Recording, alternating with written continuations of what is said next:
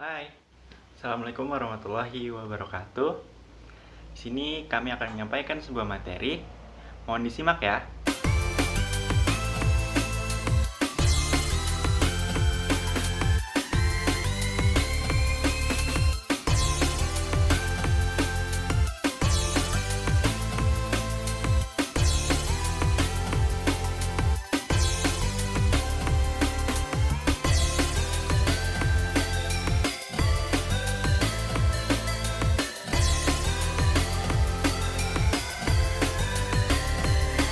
Nama saya Dela Rositasari, NPM 1816041005 dari kelas reguler A.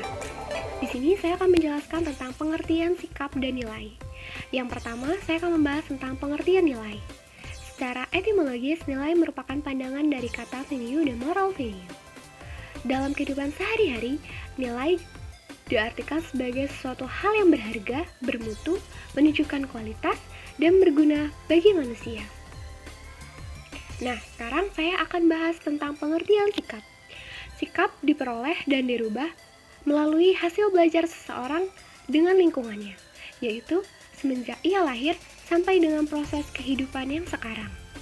Menurut Eichke dan Chaiken, mengemukakan pendapat bahwa sikap dapat diartikan sebagai hasil evaluasi terhadap objek sikap yang diekspresikan dalam proses-proses kognitif dan afektif atau emosi dan juga perilaku.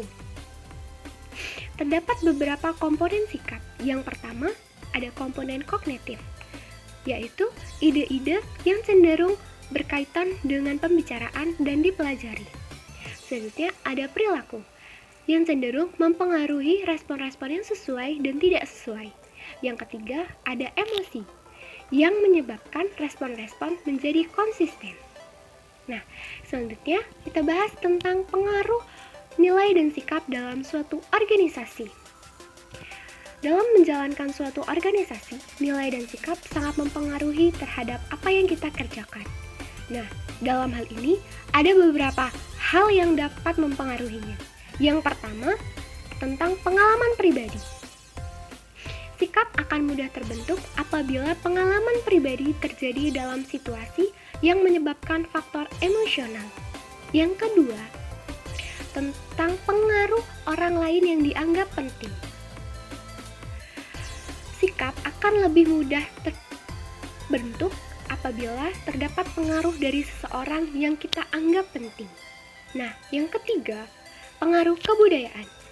Kebudayaan memberikan garis pengarah terhadap sikap dan nilai terhadap kita memandang suatu berbagai masalah.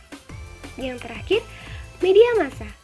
Pesan-pesan sugestif yang termuat dalam media massa dapat mempengaruhi terbentuknya sikap dalam diri kita. Terima kasih. Devi Miradana Putri dengan NPM 1816041009 akan menjelaskan faktor pendukung dan penghambat pembentukan nilai dan sikap. Yang pertama, faktor pendukung pembentukan nilai dan sikap dalam organisasi. Faktor yang mempengaruhi pembentukan nilai dan sikap ada beberapa. Yang pertama, ciri-ciri biologis yang mencakup umur, jenis kelamin, status perkawinan, jumlah atau banyaknya tanggungan, dan masa kerja. Yang kedua, pengalaman pribadi. Yang ketiga, kebudayaan. Yang keempat, pengaruh orang lain yang dianggap penting. Yang kelima, media massa. Yang keenam, lembaga pendidikan. Dan yang terakhir, agama. Nilai dan sikap kerja yang baik akan memunculkan komitmen organisasi, di mana apabila seorang anggota memiliki nilai dan kerja yang positif, maka akan menimbulkan komitmen yang tinggi. Komitmen kerja merupakan keinginan individu untuk bertahan di dalam suatu organisasi tertentu. Sikap kerja yang positif akan menimbulkan kepuasan kerja yang tinggi. Kepuasan kerja tersebut meliputi gaji, kenyamanan kerja, komunikasi, dan sebagainya. Kesatuan dan kebersamaan antar anggota juga akan terbentuk bila seorang anggota memiliki sikap kerja yang positif terhadap sesama rekan kerjanya. Yang kedua, faktor penghambat pembentukan nilai dan sikap dalam organisasi. Selain faktor pendukung dalam pembentukan nilai dan sikap, dalam organisasi juga terdapat beberapa faktor penghambat, yaitu yang pertama, emosional, di mana suatu sikap yang dilandasi oleh emosi yang fungsinya sebagai mengancam penyaluran frustasi atau pengalian bentuk mekanisme pertahanan ego. Yang kedua, konflik, di mana konflik organisasi dapat disebabkan oleh adanya kompetisi, perbedaan, pertentangan, dan perselisihan. Dan yang terakhir, stres, di mana stres merupakan mengakibatkan kita tidak sinkronnya mental dan fisik individu yang menyebabkan menjadi tidak produktif individu tersebut dalam organisasi, sehingga dapat menghambat penerapan nilai dan sikap yang baik. Saya Avesia dengan NPM 1846041013 ingin menjelaskan materi mengenai cara mengatasi hambatan nilai dan sikap dalam organisasi. Nilai-nilai kerja harus memiliki tujuan akhir untuk dapat membangun komitmen anggota organisasi dalam melaksanakan pelayanan atau mengimplementasikan kebijakan yang sudah ada. Implikasinya, karena adanya hubungan antara nilai kerja dan komitmen organisasi atau perusahaan yang ingin meningkatkan komitmen di antara para karyawannya, sebaiknya memastikan terlebih dahulu kesesuaian antara reward atau imbalan jasa organisasi dan nilai-nilai kerja anggota organisasi. Dalam mengatasi hambatan pemahaman nilai dan sikap dalam organisasi, maka dari beberapa literatur yang kami baca, kami dapat menyimpulkan beberapa hal yang diantaranya adalah: 1. Adanya korelasi antara nilai-nilai kerja dan komitmen organisasi. Dengan demikian, nilai-nilai kerja turut berperan pada timbulnya komitmen terhadap organisasi. Yang kedua, secara umum, sebuah penelitian menunjukkan bahwa faktor nilai kerja intrinsik atau penghargaan, promosi, tanggung jawab, dan sebagainya menunjukkan kontribusi yang lebih tinggi dibandingkan nilai kerja ekstrinsik seperti kondisi tempat kerja dan keamanan. Faktor-faktor demografi juga mempunyai peran penting dalam meningkatkan komitmen anggota organisasi atau individu terhadap perusahaan. Kelima, faktor demografi tersebut adalah pendidikan, jenis kelamin, usia, status perkawinan, dan lamanya bekerja. Hal-hal di atas adalah beberapa cara yang dapat dilakukan demi mengatasi berbagai hambatan nilai dan sikap di dalam organisasi. Kriteria Knickner dan Knicki mengungkapkan adanya penelitian yang mengungkapkan bahwa penelitian terhadap pekerja setengah umur menunjukkan perilaku kerja stabil lebih dari 5 tahun. Sikap kerja positif akan tetap positif dan sikap kerja negatif juga akan tetap negatif. Bahkan mereka yang berganti pekerjaan atau jabatan tetap mempertahankan sikap tersebut. Ada 3 faktor yang menyebabkan orang yang pada usia menengah cenderung mempunyai stabilitas sikap yang tinggi, yaitu kepastian personal lebih besar, yang kedua merasa kelebihan pengetahuan, dan yang ketiga perlunya mempunyai sikap yang kuat. Dari hal di atas dapat disimpulkan bahwasannya pengalaman kerja dan memahami apa yang dibutuhkan objek dari kebijakan organisasi amatlah penting. Dikarenakan nilai dan sikap dalam perilaku organisasi harus dipahami demi menciptakan kebijakan yang efektif dalam mendorong kebutuhan masyarakat. Nama saya Diavinka Astiharista, NPM 1816041067. Pada kesempatan ini, saya akan menyampaikan secara singkat mengenai studi kasus yang berkaitan dengan nilai dan sikap pada seorang pemimpin. Studi kasus yang akan saya sampaikan berjudul Terobosan Bupati Kulon Progo, Kesesuaian Nilai dan Sikap yang Tertanam dengan Kebijakan. Perlu kita ketahui, Kulon Progo bukanlah daerah yang jadi sorotan media, bukan kota besar seperti Bandung, Surabaya, apalagi Jakarta. Bupati Kulon Progo, Bapak Hasto Wardoyo pun tak sepopuler Kang Emil, Bu Risma, apalagi Pak Ahok. Walau tanpa sorotan media, Bapak Hasto Wardoyo telah meletakkan spirit kemandirian sebuah bangsa. Beliau mengajak warganya keluar dari kemiskinan dengan kekuatan sendiri. Bapak Hasto memberikan teladan dalam senyapan publikasi. Beliau memulai gerakan dengan bela dan beli Kulon Progo, antara lain dengan mengeluarkan kebijakan yang mewajibkan pelajar dan PNS di sana mengenakan seragam batik geblek renteng, batik khas Kulon Progo pada hari tertentu.